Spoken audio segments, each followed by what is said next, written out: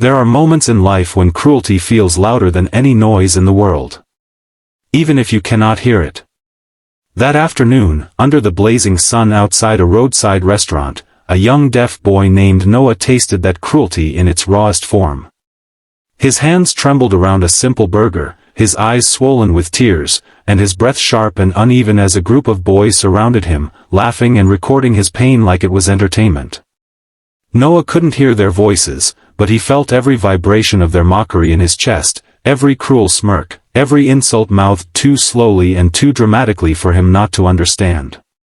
It was a moment that should have broken him, until the ground itself seemed to shake beneath the arrival of something far greater than the bullies ever expected.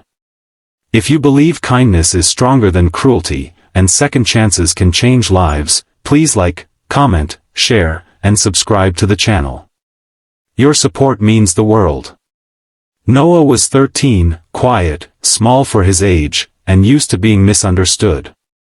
Being deaf meant the world often moved around him faster than he could keep up with, and kids his age rarely had patience for difference. He had come to the restaurant that day hoping for a peaceful lunch before biking home, but peace was something the bullies refused to let him have. The ringleader, a popular teen with a bright red varsity jacket, shoved Noah's shoulder hard enough to make him fall to the pavement. The camera phone kept rolling as they circled him like predators, laughing at the sight of his tears, forcing the burger into his hands like a joke.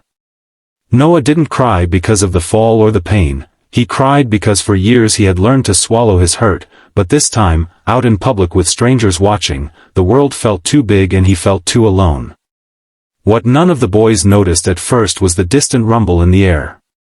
It started as a faint tremor, barely noticeable over the sound of their laughter.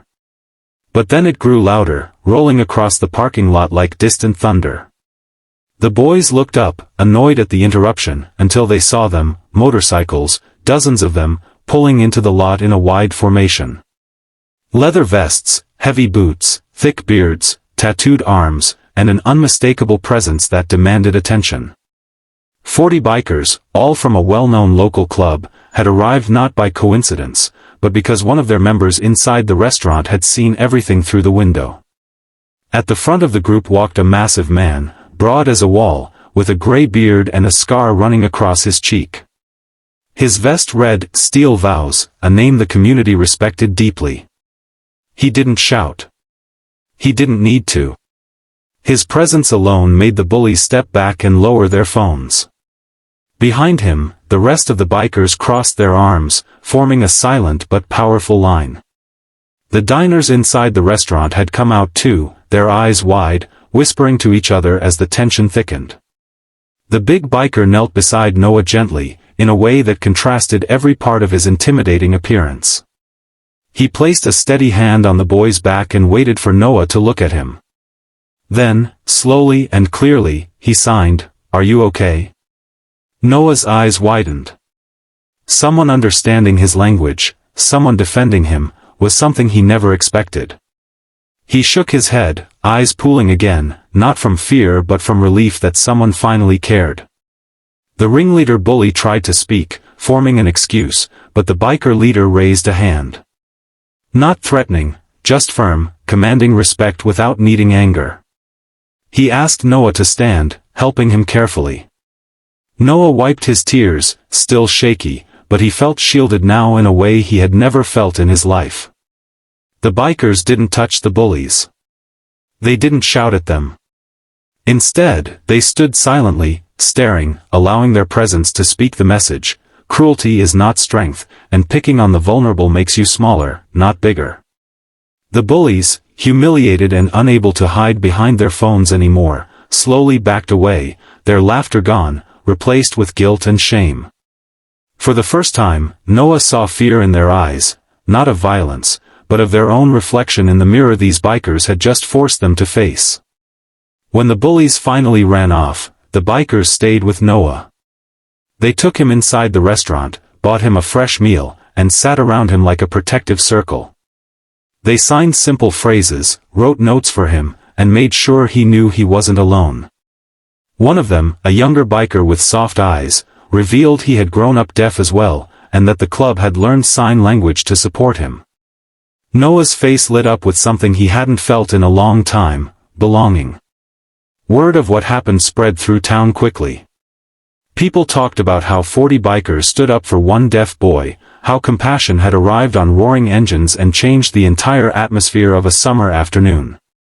Noah's parents came rushing in, overwhelmed with emotion, thanking the bikers again and again. The bikers simply smiled, shook their heads, and said Noah didn't owe them anything. Everyone deserves someone who stands up for them, the leader signed before patting Noah on the shoulder.